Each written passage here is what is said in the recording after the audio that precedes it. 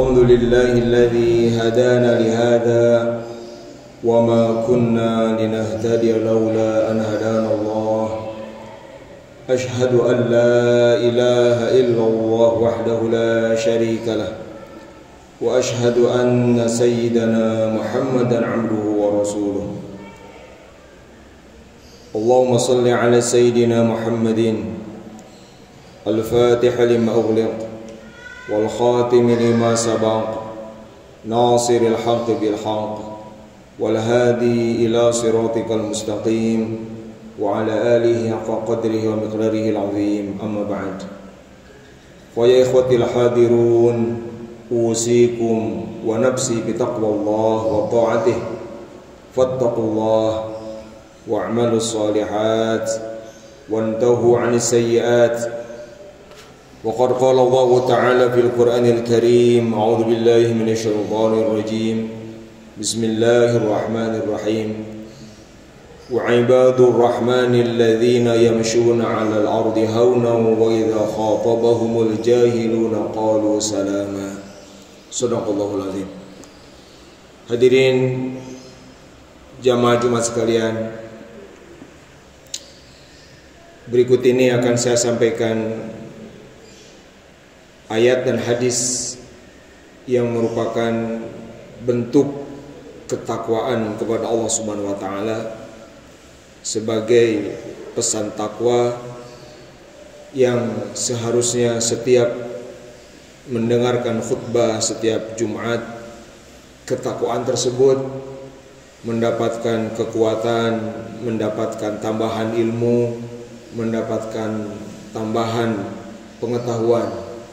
Karena ketakwaan tidak bisa tumbuh hanya dengan keinginan, ketakwaan tidak bisa tumbuh hanya dengan semangat, tetapi harus dibangun dengan dasar keilmuan. Ilmu tersebut adalah apa yang dijelaskan Allah di dalam Al-Quran, apa yang dijabarkan Rasulullah SAW dalam hadis-hadisnya. Suatu hari sahabat agung Abu Musa al-Asy'ari radhiyallahu an, juga dalam riwayat lain Abu Dzar al-Ghifari radhiyallahu an dan Umar bin Qatadah radhiyallahu an, dalam kesempatan berbeda bertanya kepada Rasulullah sallallahu alaihi wasallam tentang hal yang sama. Pertanyaannya, kata para sahabat agung tersebut, "Ya Rasulullah, ayyul islami afdal?" Wahai Rasulullah, apakah Islam yang terbaik? Oleh para ulama pensyarah hadis, maksud ayyul islami afdal ay ayyul muslimina ayyudzawil islami afdal. Siapakah muslim terbaik? Siapakah pemilik Islam yang terbaik? Karena ketika ditanya apa Islam yang terbaik, Rasul menjawabnya dengan berjawab Rasulullah SAW, man salimal muslimuna min lisanihi wa yadihi. Islam yang terbaik adalah orang.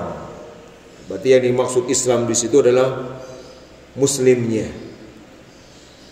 Muslim yang terbaik adalah orang yang kaum muslimin lainnya selamat dari keburukan, dari gangguan lidah dan tangannya.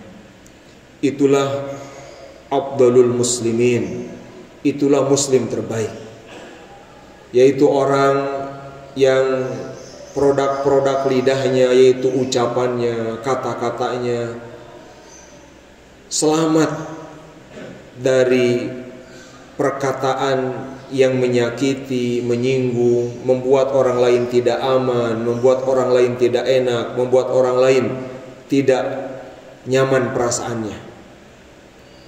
Orang yang tindakan-tindakan fisiknya, terutama tangannya, membuat orang lain selamat. Tindakan tangannya tidak ada yang melukai orang lain. Tindakan fisiknya tidak ada yang mengancam orang lain. Tindakan fisiknya tidak ada yang mencederai orang lain. Tindakan fisiknya, gerak-gerik fisiknya tidak ada yang membuat orang tidak nyaman, tidak merasa ada dalam kondisi selamat. Orang yang ucapannya, tutur katanya, baik ketika dia berbicara berdua saja, atau ketika dia bicara di publik seperti khutbah sekarang ini misalnya, kalau kata-kata yang terlontar dari mulutnya membuat orang lain tenang, nyaman, tentram, jauh dari mengancam, jauh dari mengintimidasi, jauh dari menyakiti perasaan orang lain, jauh dari membuat orang lain merasa terhina, terancam, terpojokkan, tersingkirkan, maka itulah afdalul Islam, itulah Islam terbaik, itulah Muslim terbaik. Hadirin jamaah sekalian, berarti inilah sesungguhnya tanggung jawab besar ketakwaan kita kepada Allah Subhanahu wa taala. Kita mungkin sudah sholat, kita mungkin sudah melakukan kewajiban-kewajiban, kita mungkin sudah banyak melakukan hal, tetapi hal ini yang dijelaskan Rasul ini sangat melekat dengan keseharian kita, seperti melekatnya lidah dan tangan yang tak pernah terlepas dari tubuh kita. Oleh karena itu, hadirin sekalian, memahami hadis ini sungguh menjadi bagian penting dari ketakwaan kita kepada Allah Subhanahu wa taala. Oleh karena itu, mari kita jadikan tiap hari mulai saat ini lebih mengontrol kata-kata kita, lebih mengontrol tindakan fisik kita. Bagusnya sama sekali tidak ada kata-kata yang menyakiti orang, tidak ada kata-kata dan tindakan yang membuat orang tidak merasa selamat, nyaman dan tentram. Tetapi kalaupun itu masih sesekali kadang-kadang muncul terjadi, maka seorang yang bertakwa, seorang muslim yang bertakwa, dia akan sensitif, dia akan segera menyadarinya, dia akan segera beristighfar, dia akan segera menyadari kekurangan dan kesalahannya. Itulah untungnya bertakwa. Tidak akan terus-menerus seperti itu, tidak akan hanya berpikir ini lidah-lidah saya, tangan-tangan saya. Seorang muslim tidak begitu prinsipnya, tetapi seorang muslim akan berpikir tangan dan lidah saya harus membuat selamat dan aman muslim lainnya. Mungkin dia orang bodoh, mungkin dia orang awam, mungkin ilmunya tak seberapa, mungkin ibadah sunatnya nggak banyak atau bahkan nggak ada, hanya wajib saja. Tetapi ketika dia mampu membuat salimal muslimuna min lisani wa yadihi, itulah dia afdhalul dzabil Islam, itulah dia afdhalul muslimin, itulah dia muslim terbaik siapapun dia.